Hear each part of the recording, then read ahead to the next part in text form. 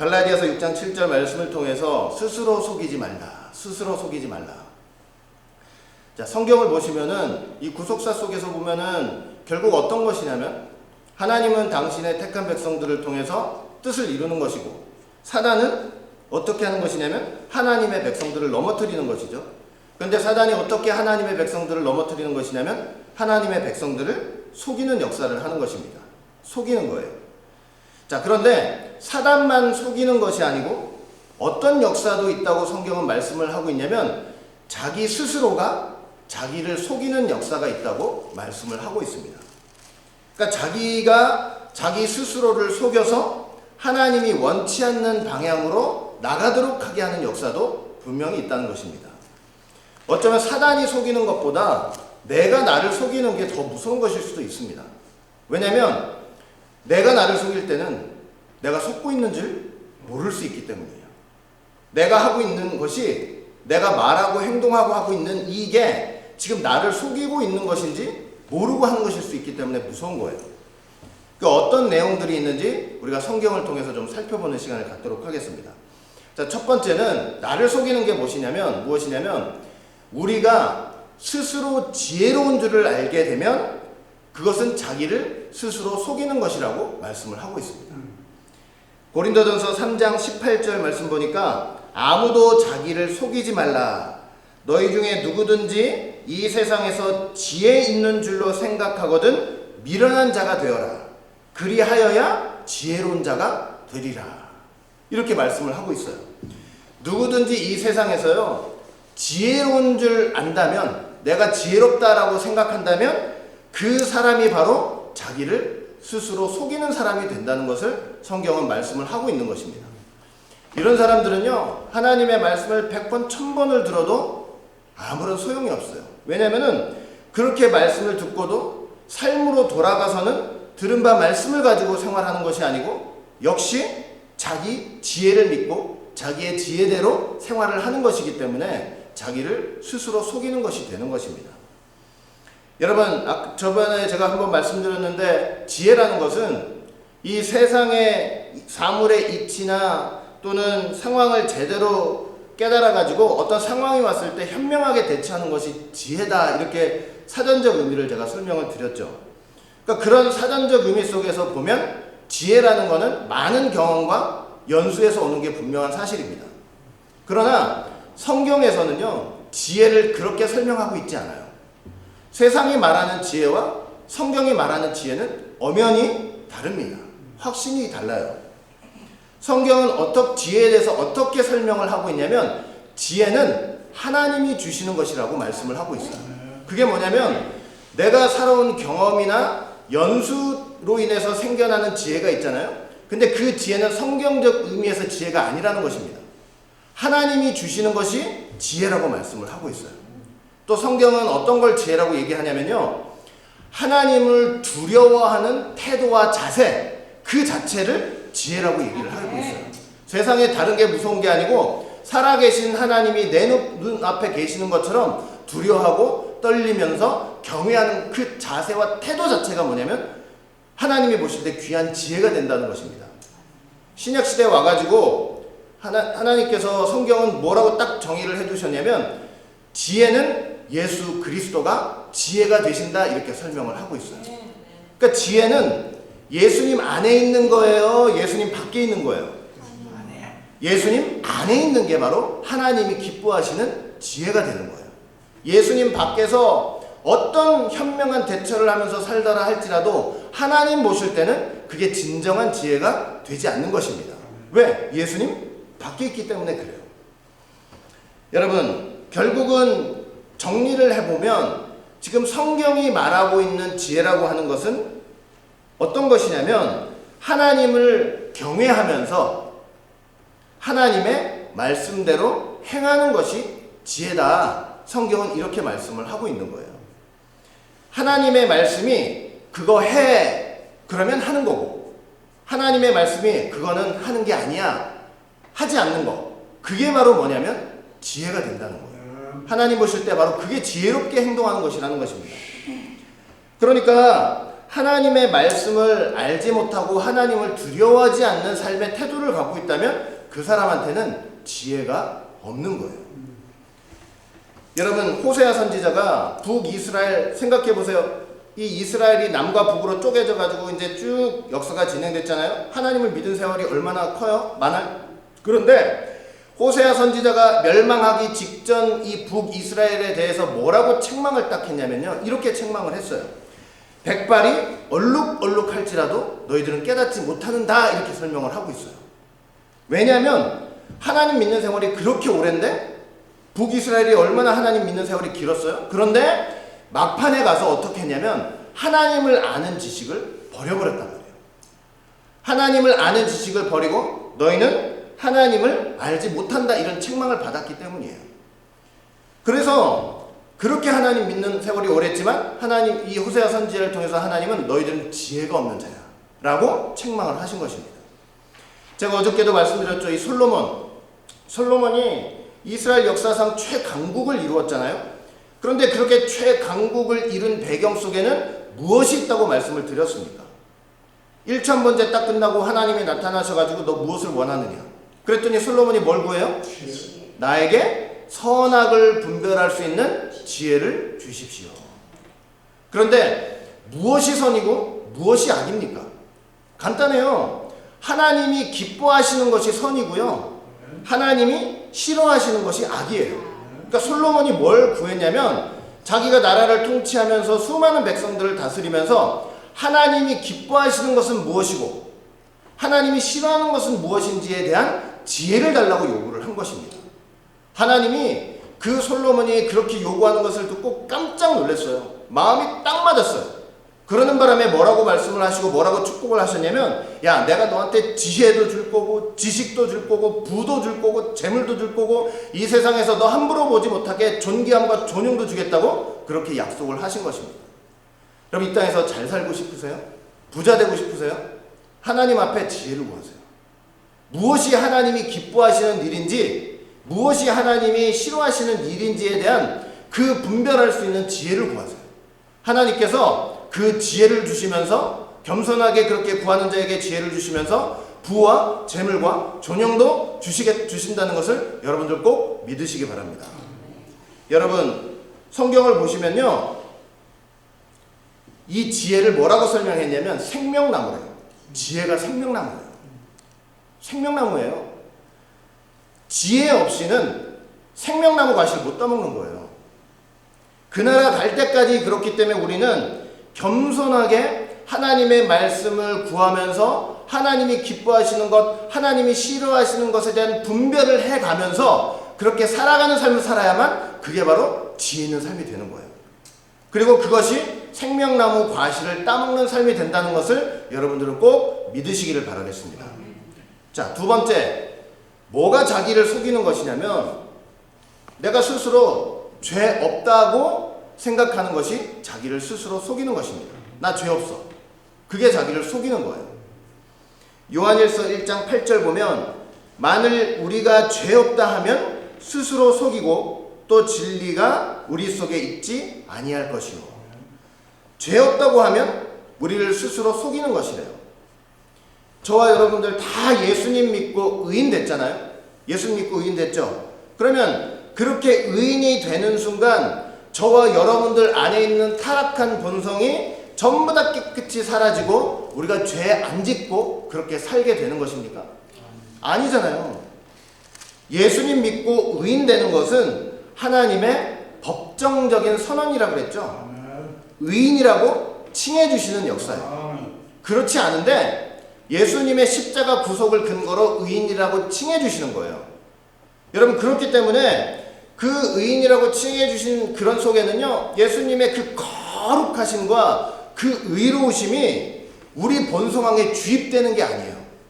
칭해 주시는 역사죠. 그래서 의인이라고 칭함 받은 이후부터 우리한테 어떤 과정이 있는 것이냐면 성화의 과정이 있는 거예요. 그 성화의 과정이라는 것은 뭐냐면요, 주님의 말씀을 통해, 하나님의 말씀을 통해서 내 죄악된 타락한 본성을 더욱더 깊이 깨닫고 말씀으로 그것을 제어하고 다스리면서 변화의 삶을 사는 게 바로 성화입니다. 여러분, 내가 죄가 없고 죄 짓지 않고 산다면 왜 성화의 과정이 필요하겠습니까? 여러분, 십자가 구속으로 의인된 성도는요, 그래서 주님 앞에서 주님의 말씀을 통해서 더욱더 죄인된 자신을 발견하는 것이 참으로 중요합니다. 내가 얼마나 병들어 있는지 알아야만 거기에서 고침이 되고 변화가 생기는 거예요. 그리고 주시는 말씀을 통해서 자신을 날마다 돌아보면서 회개하면서 히브리서 기자의 말씀대로 피 흘리기까지 죄와 대항해서 싸우는 영적 싸움이 있어야 되는 것입니다. 그 나라 갈 때까지. 여러분, 죄 없다고 생각하는 사람의 특징이 뭔지 아세요? 나는 죄 없어 라고 얘기하지 않아도 그 삶이 그런 사람이 그렇게 생각하는 것을 보여주는 거예요. 죄 없다고 생각하는 사람의 특징이 뭐냐면 자신을 돌아보지 않는 거예요. 말씀을 들어놓고 그 말씀에 비추어서 나를 돌아보지 않아요. 나를 돌아보지 않으니 회개를 하지 않습니다. 이게 바로 내가 죄 없다고 생각하는 사람의 삶의 특징이에요. 여러분, 그런 사람들은요, 미련해가지고 자기가 죄 짓고 자기 인생을 엉망으로 만들어 놓고 마음으로는 하나님을 원망해요. 하나님, 나한테 왜 이러시냐고. 여러분, 우리는요, 주님 앞에서, 이 주시는 말씀 앞에서 죄인된 나, 죄인된 나, 타락한 본성을 가진 나를 정직하게 좀 돌아볼 줄 알아야 합니다. 여러분, 내가 갖고 있는 타락한 본성이 실체가 뭔지 아세요? 내가 가지고 있는 이 타락한 본성, 인간이 가지고 있는 타락한 본성의 실체가 뭔지 아세요? 빛 대신 하나님 앞에 죽어도 서기 싫은 거예요. 왜? 그 빛 앞에 내 어둠이 드러나니까. 하나님의 말씀이라면요, 죽기까지 듣기가 싫어요. 하나님의 말씀은 나를 찌르니까. 그리고 하나님 말씀대로 살아가기 싫어요. 왜? 내 본성과 내 정욕을 따라 살고 싶은데 말씀대로 살아야 된다니까. 여러분, 예수를 믿고 난 후에라도 내가 가진 타락한 본성은 바로 이런 것들이에요. 그러니까 우리가 주시는 주님 말씀 앞에서 이런 나를 정직하게 돌아보고 하나님 앞에 은혜를 구하면서 빛 대신 하나님 앞에 가기 싫어하는데 본성이 있음에도 불구하고 주님의 십자가 공로로 그 앞에 나갈 수 있게 되었으니 은혜로 내가 부끄럽고 창피하지만 그래도 주님 앞에 나아갈 수 있도록 나를 도와주십시오. 그렇게 구하면서 날마다 그 빛 앞으로 나가는 성화의 삶이 있어야 되는 것입니다. 부끄럽고 창피해도 주님 앞에 서야 돼요. 말씀 듣기 귀찮고 말씀대로 행하기 싫다 할지라도 그 정욕을 따라 생활하는 사람들은 예수 믿는 사람들 아니에요. 어떻게든 말씀을 붙잡고 그 말씀이 내 타락한 본성을 다스려 주시고 제어해 주시고 말씀대로 살아가도록 도와주시라고 기도하면서 성령의 도우심을 구하면서 사는 사람들이 진짜 믿는 사람들입니다. 그래야만 죄 없다고 생각하지 않는 거예요. 그게. 세 번째, 누가 자기를 스스로 속이는 사람이냐면 오늘 본문 말씀이에요. 심은 대로 거두는 원리를 모르는 사람들이 자기를 스스로 속이는 사람들이에요. 자, 갈라디아서 6장 7절 말씀이죠. 스스로 속이지 말라. 하나님은 만홀히 여김을 받지 아니하시나니 사람이 무엇으로 심든지 그대로 거두리라. 이거 보세요. 사람이 무엇이든지 심으면 그대로 거둔대요. 무엇이든지 심으면 그대로 거둔다. 여러분들이 밭에다 콩을 심으면 나중에 뭘 거둬요? 콩 심죠? 콩 심는데 팥을 거둬요? 팥을 심으면 뭘 거두게 돼 있어요? 팥을 거두게 돼 있죠. 여러분들이 적게 심었다고 생각해 보세요. 그러면은 나중에 거둘 때 많이 거둬요? 적게 거둬요? 많이 심었어요? 그러면 거둘 때는 많이 거둬요? 적게 거둬요? 당연히 이거죠. 이거 자연의 법칙이죠. 여러분, 자연의 법칙이지만 자연의 법칙이라고만 여러분들 생각하시면 안 돼요. 자연의 운행이라는 게 과학자들이 어떤 법칙이나 공식을 발견해가지고 공식에 의해서 돌아가는 거예요? 아니잖아요. 하나님의 섭리 속에서 돌아가는 거죠. 자연이 콩을 요만큼 한 개 심었더니 한 개 싹이 올라왔어요. 그러면 그거는 자연 법칙이지만 이면에 하나님 섭리야. 하나님 섭리란 말이에요. 섭리. 그러니까 이런 자연의 원리 속에 뭐가 있냐면 하나님의 섭리가 있다는 것을 여러분들이 안다면 이건 우리를 향한 섭리의 말씀이에요. 이게 이 원리를 통해서 하나님이 지금 우리한테 말씀하시는 거예요. 이 계시로 기록된 성경을 통해서 말씀하시는 건 아니지만 섭리의 말씀으로 우리에게 말씀하시는 거예요. 여러분 시편 보시면은 날은 날에게 말하고 밤은 밤에게 지식을 전한다. 이 말씀 있죠. 제가 이거 읽을 때마다 참 이해가 안 되더라고요. 이게 무슨 말일까? 말씀이라는 건 말을 해가지고 전해야 되고 말을 전해야 지식이 되는 건데 날은 날에게 어떻게 말하고 밤은 밤에게 어떻게 지식을 전하지? 참 많이 이렇게 생각을 해본 적이 있어요. 근데 생각해 보니까 이거예요. 낮이 되었다가 밤이 됐어요. 밤 끝나고 나면 낮이 오죠. 그리고 낮 끝나면 또 뭐가 와요? 밤이 와요. 이거 자체가 우리에게 말씀하시는 내용이 있어요. 예레미야 선지자가 뭐라고 그랬냐면 이렇게 낮과 밤이 계속 운행이 되잖아요.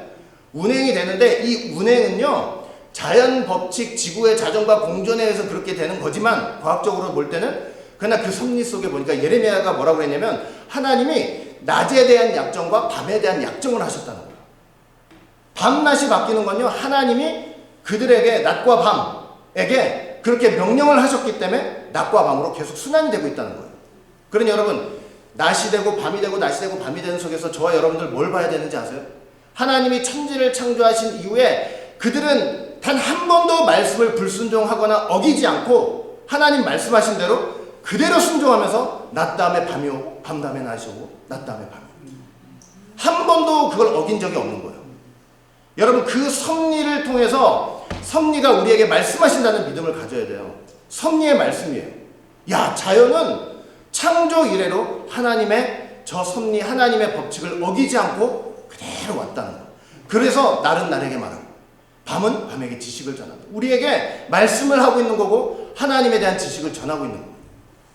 이런 자연 원리 심은 대로 거두는 자연의 원리도요 이거는 자연 법칙이고 신앙생활은 따로 이게 아니고 이 섭리를 통해서 우리에게 말씀하시는 게 있어요. 우리 신앙생활에도 뭐가 그대로 적용되는 거냐면 심은 대로 거두는 원리가 있다는 것을 말씀을 하고 있는 것입니다.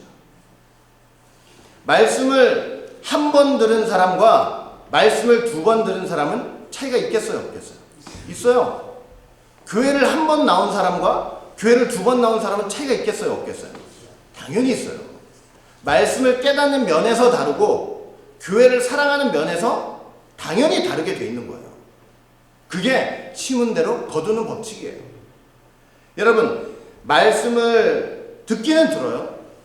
말씀을 듣기는 듣는데 듣기만 하고 삶에서 만약에 실천하지 않았다고 생각해 보세요. 실천하지 않는다고 생각해 보세요.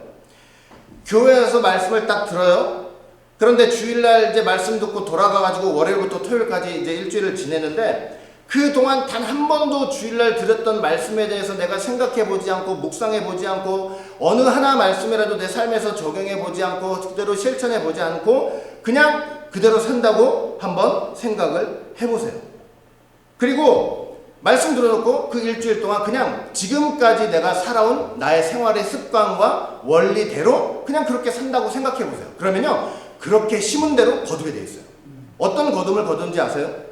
하나님이 주시는 좋은 것들, 선한 것들을요 받아서 누릴 수가 없게 되는 거예요.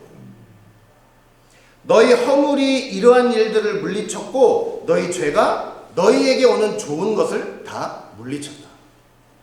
이 말씀 그대로가 되는 거예요. 여러분 하나님 믿는다고 하면서 야고보가 얼마나 강조했어요. 내 입에 재갈을 물리지 못하잖아요. 그러면 어떻게 되냐면 역시 심은 대로 거두는 역사가 있대요. 어떻게 되느냐면 누구든지 스스로 경건하다고 생각하며 자기 입에 재갈을 물리지 않으면 이 사람의 경건은 헛것이라 이렇게 말씀을 하고 있어요. 그냥 심은 대로 거두는 거예요. 여러분 진짜로 하나님 앞에서 내가 경건한 사람이고자 하고 경건의 열매를 충만히 맺고 또 세상을 살아가면서 내 생명을 사랑하고 좋은 날 보기를 원하는 사람이라면 내 입에 파수꾼을 세워야 합니다. 그렇게 세우면 그렇게 심으면 정말 하나님이 그 사람에게 하나님의 경건의 열매들을 충만히 주시고 항상 그 인생 앞에 좋은 날들을 준비하고 대비해 주시는 거예요. 야, 교회 생활도 그렇고 신앙 생활도 다 저절로 되는 거 아니에요. 여러분 예수 믿고 말씀 받았단 말이에요. 말씀 받고 나서부터 이제 감나무 밑에 앉아가지고 감나무가 떨어지기를 기다리는 그거는요, 심은 대로 거두는 하나님의 원리에 맞지가 않습니다. 말씀 받았잖아요? 그럼 어떻게 해야 돼요? 말씀 받았으면 뼈를 깎는 아픔이 있다 할지라도 그 말씀을 가지고 나를 꼭꼭 부서뜨리면서 점점 변화되는 삶을 살아야 된다는 것입니다.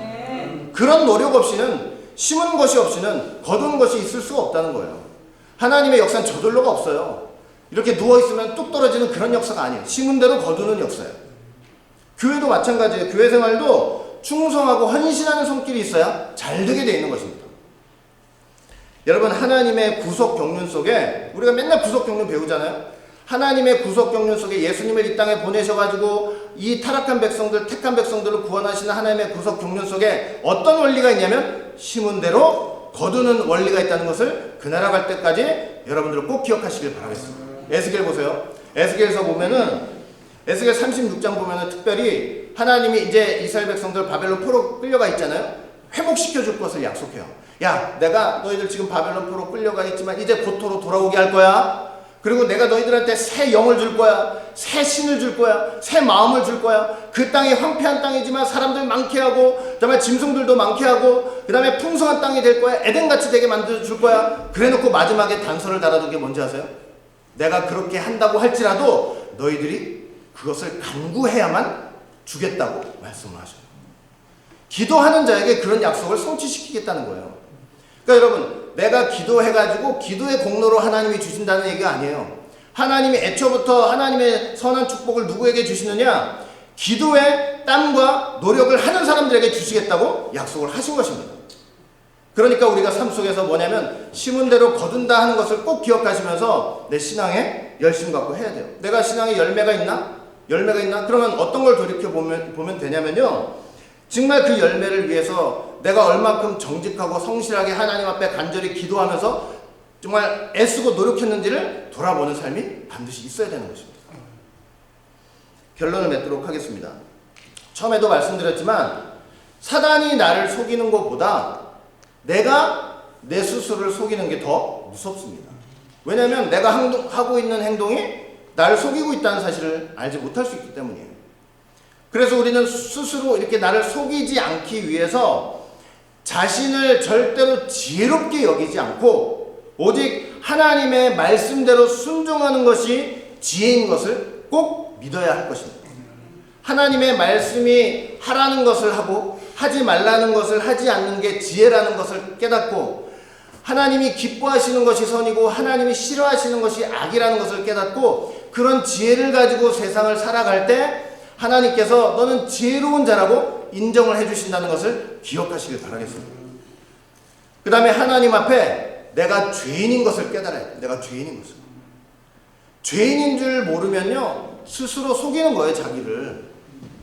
죄인인 줄 모르면 어떻게 되냐면 그 삶의 증상이 뭐냐? 난 죄인인데 말로만 하고 죄인인 줄 모르는 건 어떻게 삶에서 나타나냐면 회개하지 않고 죄 짓는 것에 대항해서 끝까지 싸우지도 않아. 내가 죄인인 줄 모르기 때문에 그러는 거예요, 영적으로. 예수 믿었으니 난 됐다, 구원받았다, 자신을 속이면서 말씀 그렇게 들어놓고 삶의 현장으로 돌아가서는 여전히 지금까지 살아온 습관과 원리대로 그렇게 사는 것입니다. 내가 죄인인 걸 알아야 돼요. 그래야만 변화가 생겨요. 심은 대로 거두는 원리를 분명히 알아야 합니다. 심은 대로 거두는 원리. 예수님 믿고 말씀을 받아놓고 뭐든지 유행처럼 되는 것은 없습니다. 하나님이 알아서 해주시겠지. 맞죠? 하나님이 이미 알아서 해주셨죠? 어떻게 알아서 해주셨어요? 이미 알아서 예수님 이 땅에 보내셔가지고 십자가에 다 달려가지고 우리 구원해 주셨잖아요. 그렇죠? 예수님이 십자가에서 양팔을 벌리고 십자가에 달린 의미가 뭐냐면 내가 너희들에게 다 줬다. 저 어릴 때부터 그런 얘기를 듣고 자랐어요. 난 너희들한테 다 줬다. 그러니 이제는 다 주셨으니까 주신 거를 가지고 열심히 심어야죠. 그리고 거둬야죠. 아멘. 여러분, 사단이 우리를 어떻게 유혹하는지 아세요?